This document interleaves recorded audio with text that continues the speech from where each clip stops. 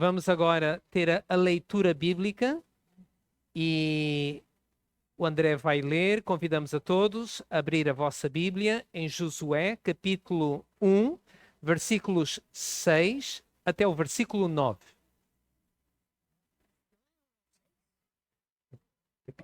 Capítulo 1, 6 a 9.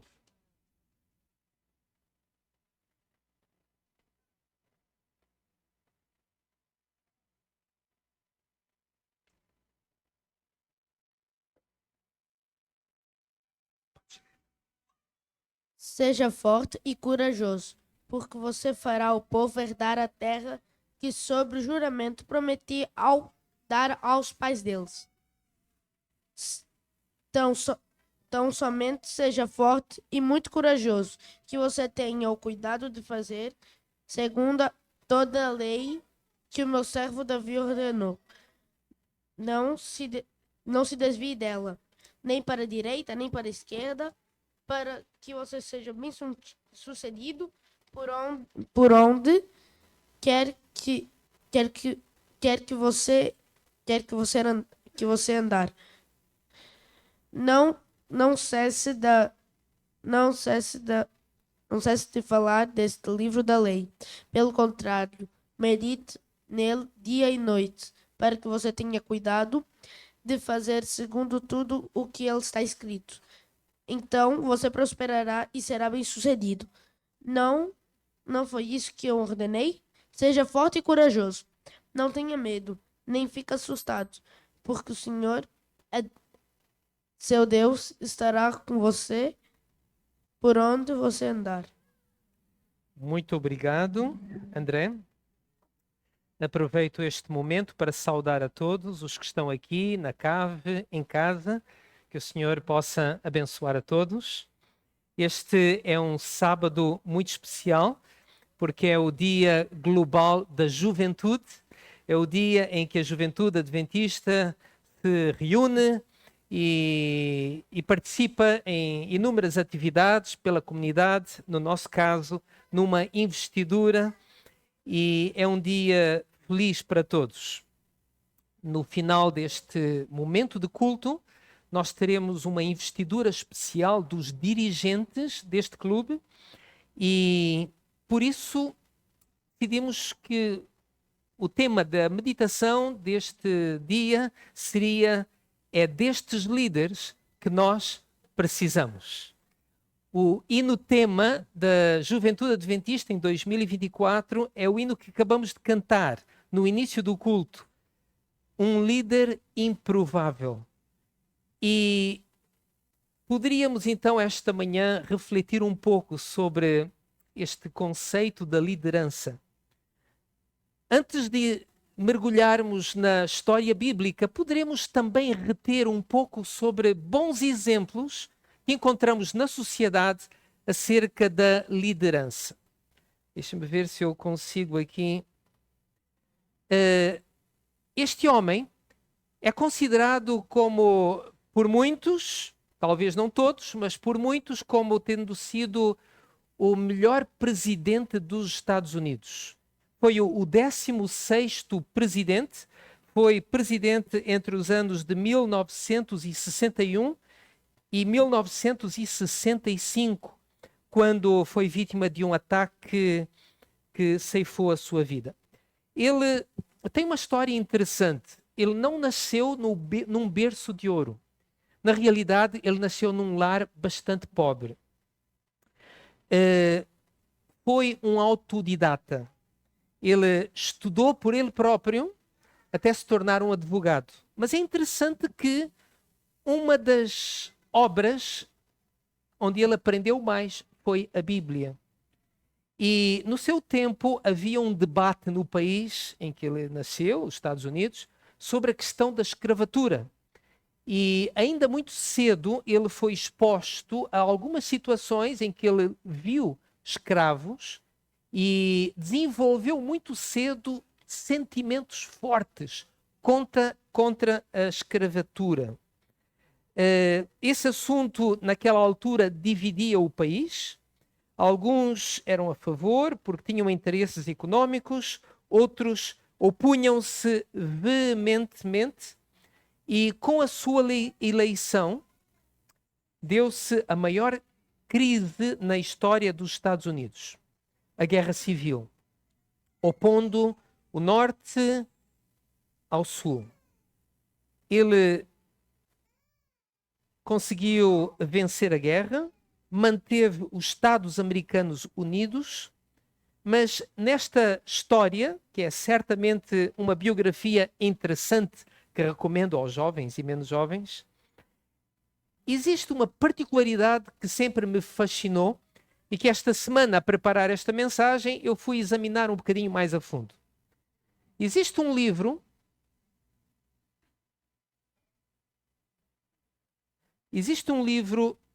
que conta, tem como título O Gabinete dos Rivais. Quando Abraham Lincoln estava a concorrer para ser nomeado como candidato do Partido Republicano, aliás, ele foi o primeiro presidente do Partido Republicano, ele teve 3 rivais terríveis, ferozes, e qualquer um deles com um currículo e uma preparação aparentemente muito superior à sua. Eram estes William Seward, Salmon Chase e Edward Bates. O interessante é que ele, para surpresa de todos, conseguiu vencer estes 3 homens. Mas ainda foi maior surpresa o que ele fez a seguir, porque ele nomeou a cada um deles para o seu gabinete. Normalmente, quando se governa, convidamos aqueles que concordam conosco, que vão ser leais, mas não. Ele chamou os seus inimigos para formarem o seu gabinete. O maior dos seus inimigos era William Seward, aquele que quase conseguiu vencê-lo. Para ele, nomeou como secretário de Estado. Salmon Chase, secretário do Tesouro. E Edward Bates, procurador-geral da República. Este livro de Doris Kearns Goodwin conta um bocadinho sobre esta incrível história e logo no início ela conta que Lincoln compreendeu que as relações humanas são a base de tudo e que se lidarmos de maneira certa com as pessoas, podemos trabalhar de forma efetiva. Ela escreve que a grandeza humana inclui sensibilidade, empatia, compaixão, simpatia e honestidade. Isto não apenas é a chave do sucesso, mas é uma demonstração de grande inteligência emocional, de grandeza de espírito. E foi isto que Abraham Lincoln terá revelado.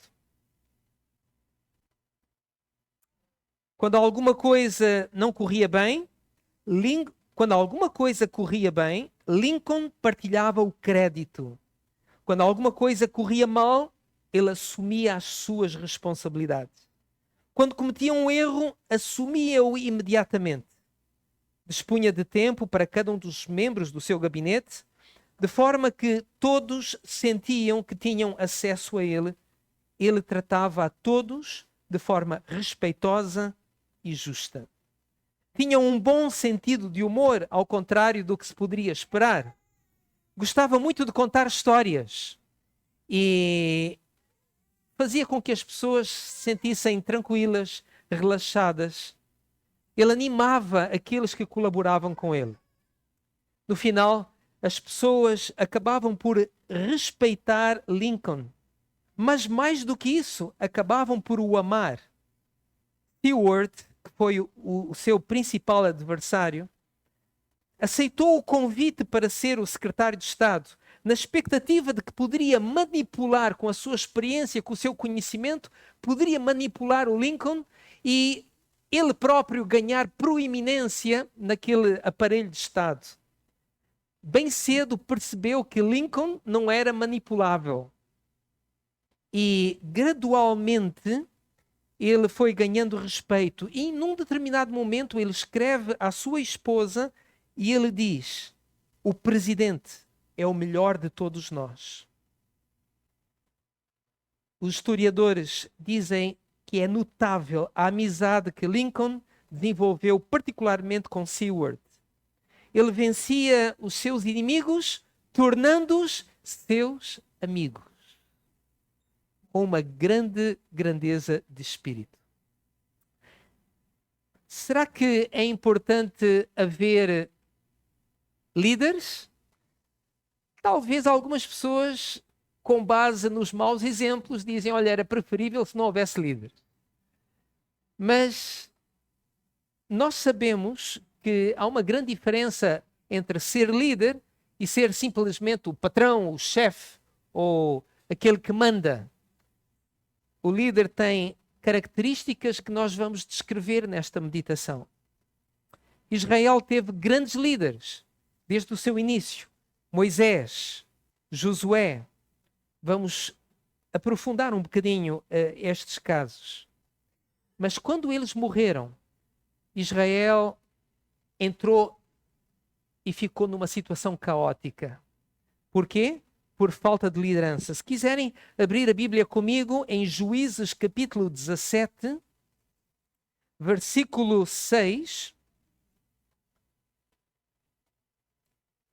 No período dos juízes, diz a palavra do Senhor, em Juízes capítulo 17, versículo 6, diz que naqueles dias não havia rei em Israel, não havia líder, cada qual fazia o que achava mais reto. Cada qual fazia aquilo que achava que devia fazer. Não havia liderança. E quando as coisas ficavam complicadas, se recuarmos para Juízes capítulo 2, versículo 16, vamos ver que Deus enviava líderes ao povo de Israel. Versículo 16 diz que o Senhor suscitou juízes que os livraram da mão dos que os pilharam. Não havendo liderança, o povo estava disperso, os inimigos vinham e faziam de Israel uma presa fácil. Então Deus suscitava líderes, mas esses líderes, que a Bíblia chama de juízes, não tinham assim muito êxito. Vejam o versículo 18. Quando o Senhor lhes suscitava juízes, o Senhor era com o juiz e os livrava da mão dos seus inimigos, todos os dias daquele juiz, porquanto o Senhor se compadecia deles ante os seus gemidos por causa dos que os apertavam e oprimiam. Sucedia, porém, que, morrendo o juiz, reincidiam e se tornavam piores do que os seus pais. Então, havia um tipo de liderança que Deus suscitava e que tinha um efeito benéfico. A Bíblia, em Romanos capítulo 13, versículo 1, tem algumas palavras que os anarquistas não gostam muito. Todo homem esteja sujeito às autoridades superiores, porque não há autoridade que não proceda de Deus, e as autoridades que existem foram por ele instituídas, de modo que aquele que se opõe à autoridade resiste à ordenação de Deus. Ou seja, a função de um líder, de um dirigente, é estabelecer ordem, é proteger, dar segurança, dar estabilidade a um grupo, e neste sentido coopera com Deus, porque Deus, quando criou a terra, estabeleceu ordem, estabeleceu regras para que houvesse paz, para que houvesse progresso, para que as coisas pudessem ter um certo desenvolvimento. Será que todos podem ser líderes?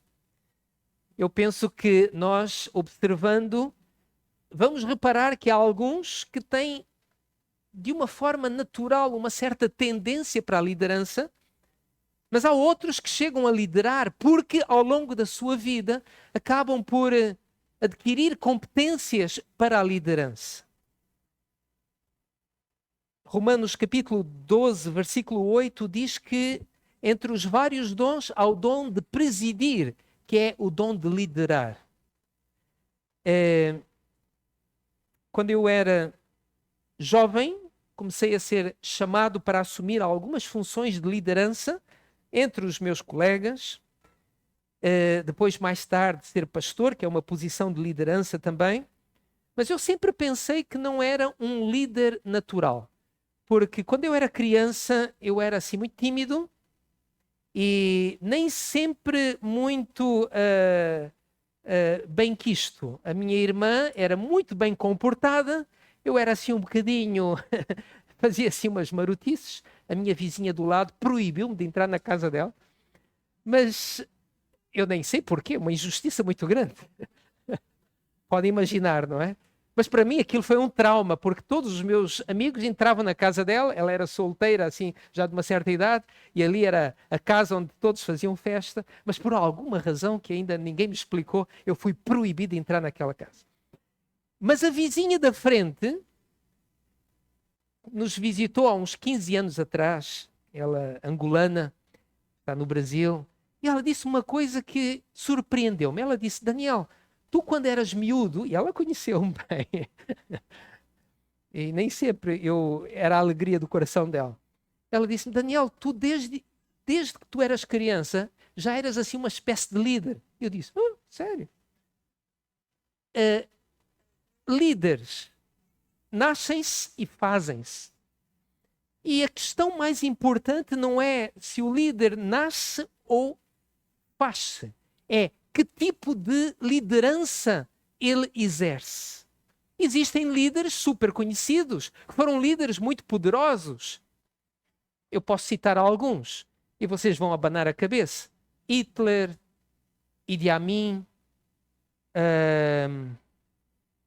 Pol Pot, foram líderes muito poderosos, mas nenhum deles deixou lembranças positivas, porque foram tiranos, foram terríveis.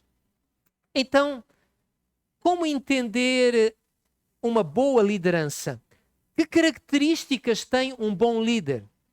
E eu não resisto a irmos à Bíblia à procura de exemplos e de características que devem marcar um dirigente dentro da igreja, na família, na sociedade.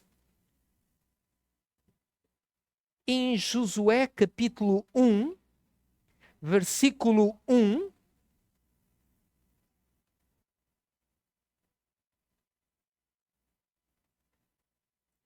Josué capítulo 1, versículo 1, nós lemos: Sucedeu depois da morte de Moisés, servo do Senhor, que este falou a Josué, filho de Nun, servidor de Moisés, dizendo: Moisés, meu servo, é morto. Dispõe-te agora, passa este Jordão, tu e todo este povo, à terra que eu dou aos filhos de Israel. Nestes versículos é mencionado Moisés. Nós conhecemos o grande líder que foi Moisés. Ainda hoje, o povo de Israel tem uma profunda reverência quando este nome é invocado. Durante 28 anos ele frequentou o palácio de Faraó e ele tinha supostamente a preparação para se tornar no próximo Faraó num grande líder, o líder da grande nação da altura. Mas Deus tinha outros planos para ele.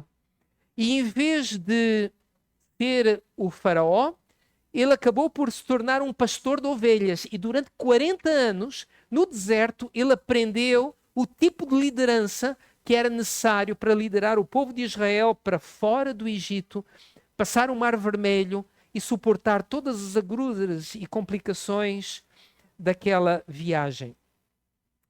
Então, no capítulo 1,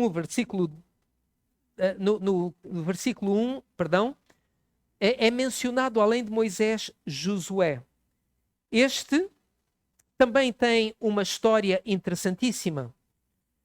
Ele começa a ser mencionado na Bíblia como um servidor de Moisés, alguém simples, humilde. Ele é o líder operacional na batalha contra os amalequitas. Ele está sempre ao lado de Moisés, leal, até às vezes demais. Quando alguns começaram a profetizar, ele, como os discípulos mais tarde, queria proibir aqueles homens de profetizar.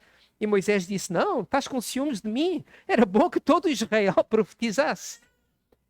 Mas ele era extremamente dedicado ao seu líder, que era Moisés. Ele, junto com Caleb, é um dos 12 espias que vão para Canaã e depois, de uma forma corajosa, enfrentam o testemunho dos outros 10 e de toda a multidão, ao ponto de eles correrem o risco de ser apedrejados. Mas ele permanece ali, firme. São os únicos que sobreviveram ao êxodo.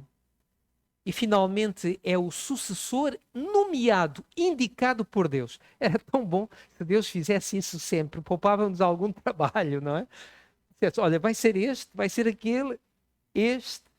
Deus, entretanto, dá-nos também essa responsabilidade.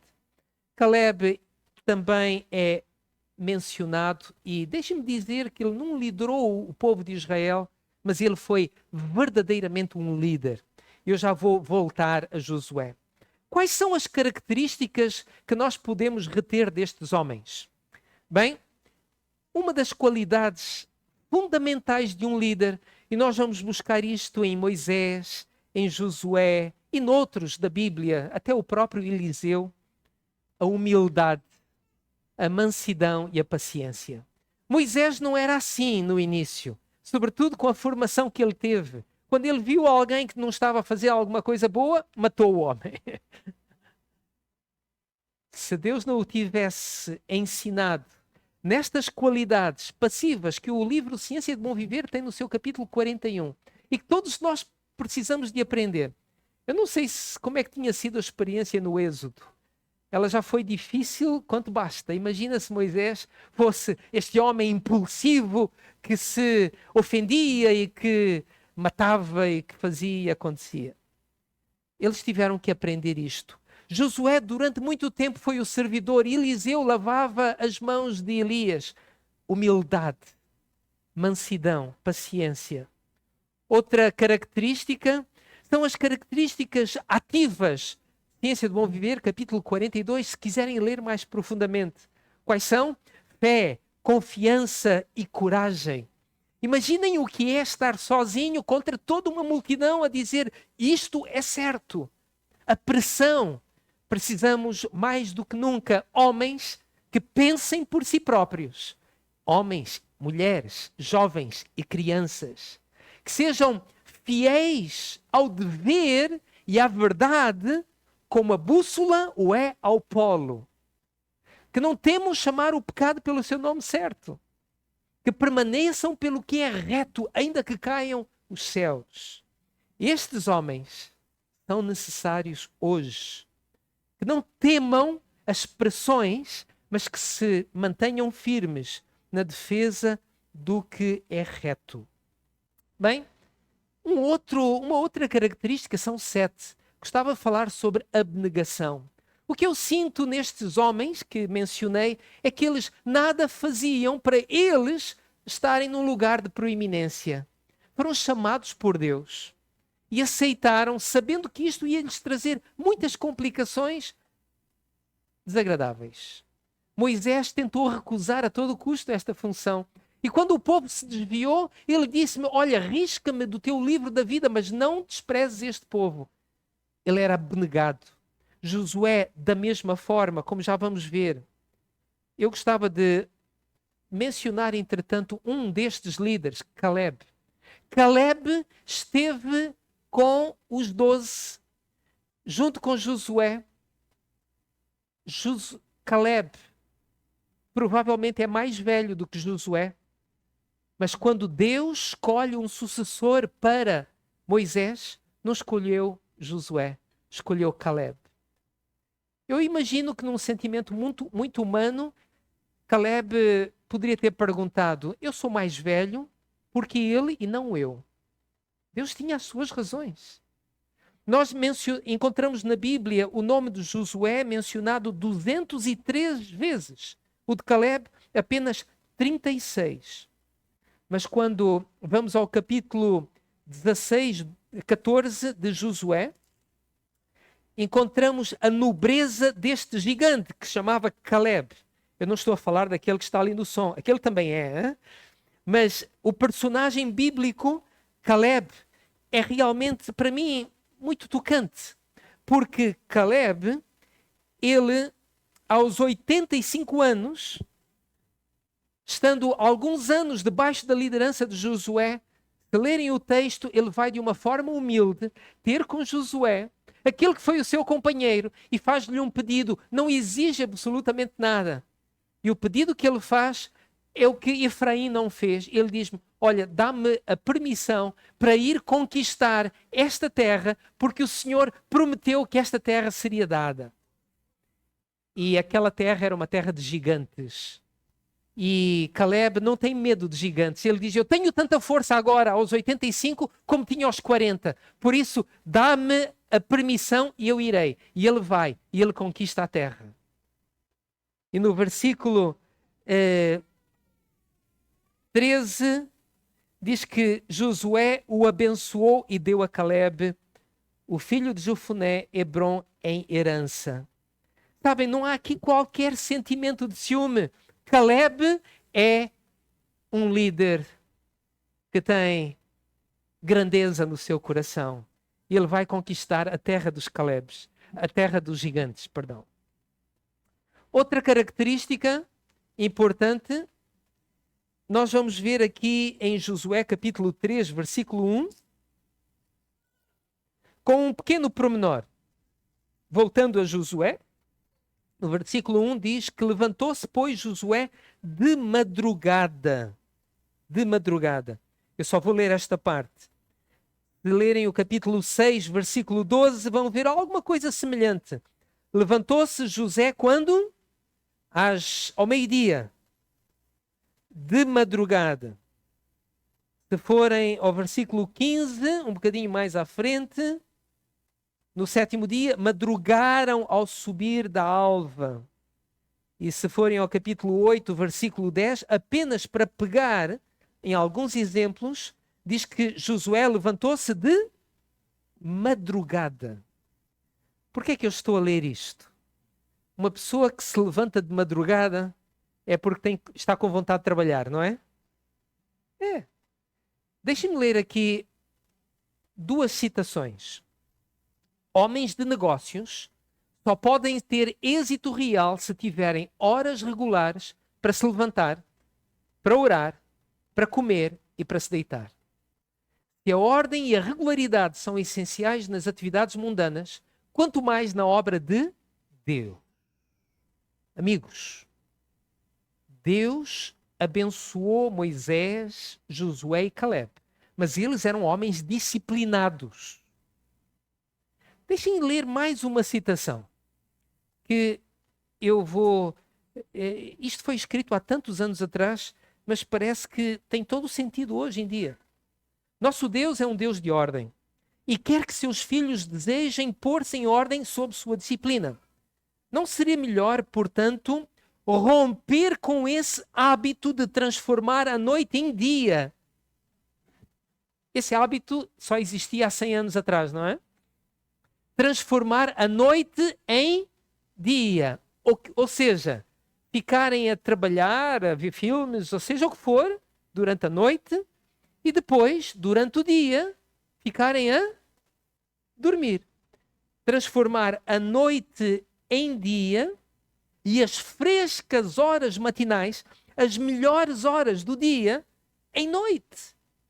Se os jovens formassem o hábito da regularidade, ordem, melhorariam a saúde, o espírito, a memória e a disposição.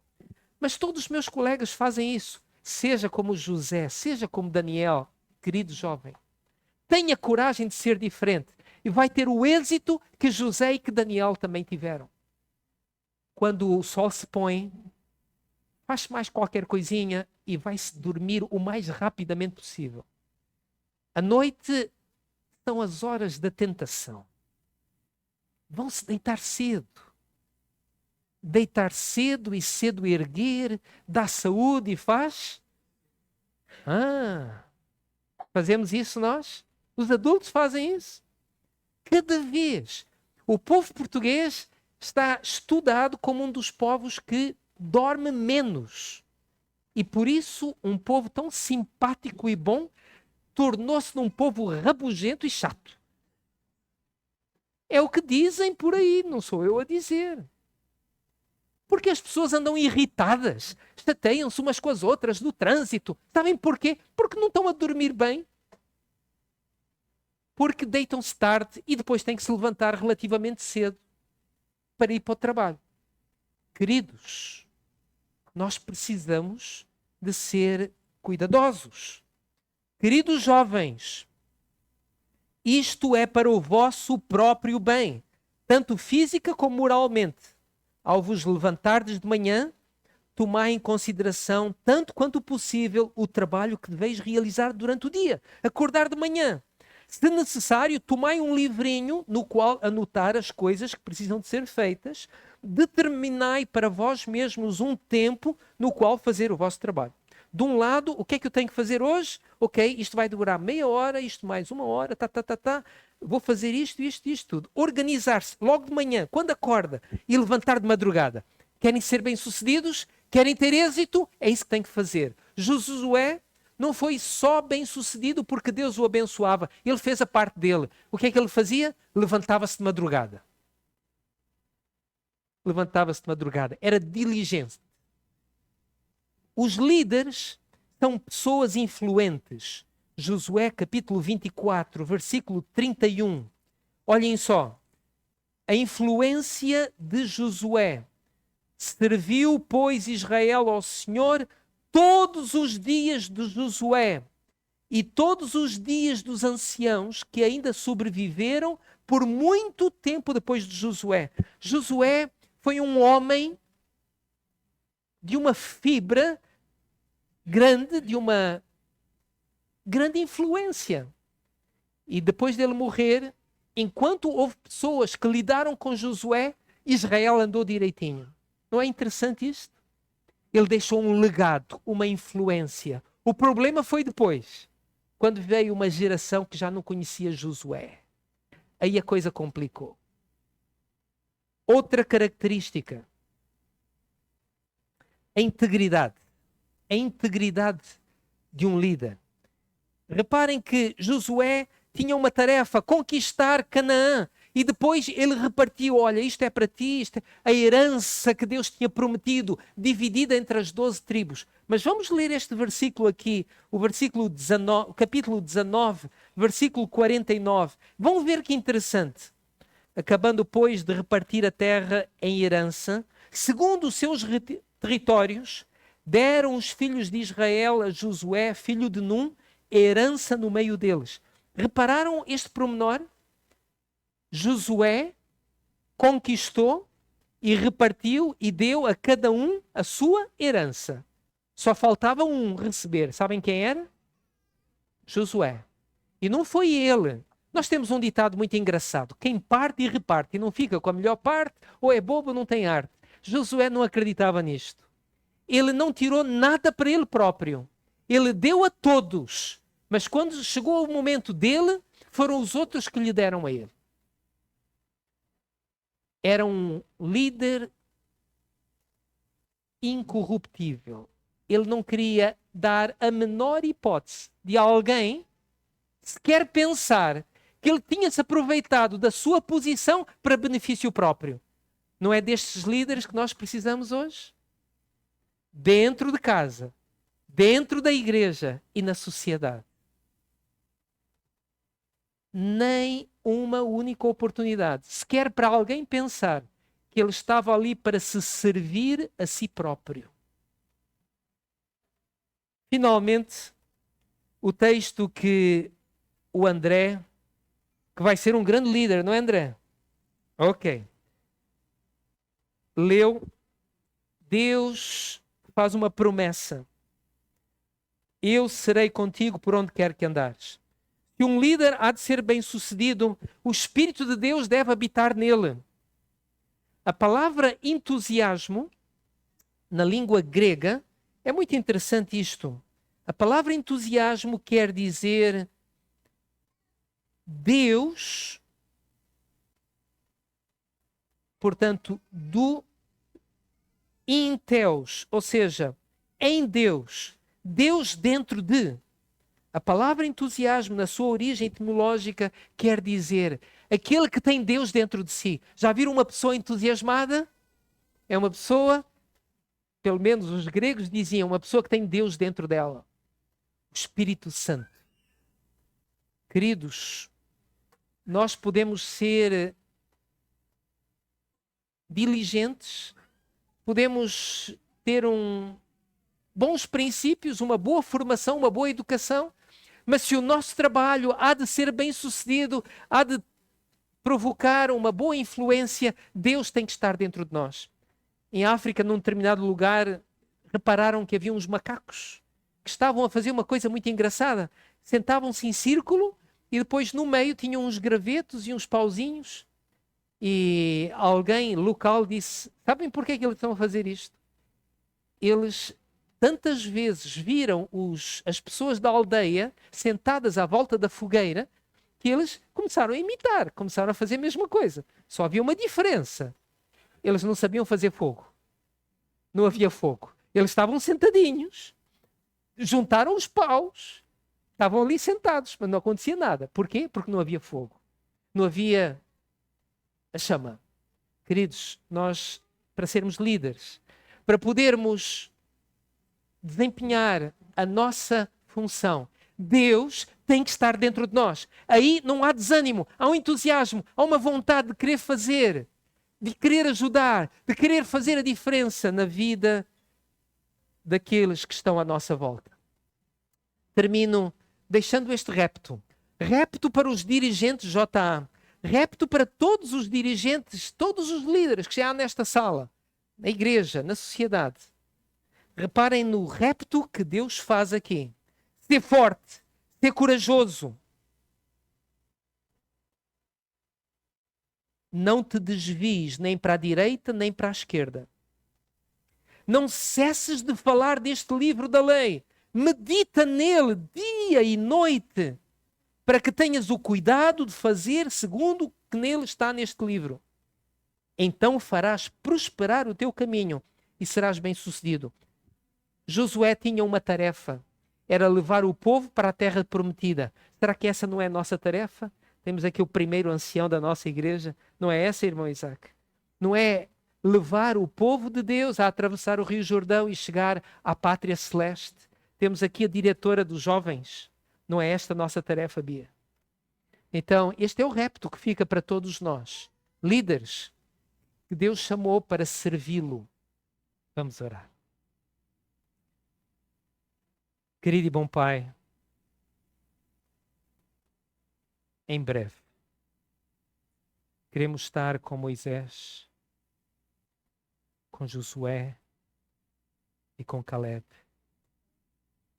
Queremos estar com estes 3 novos embaixadores.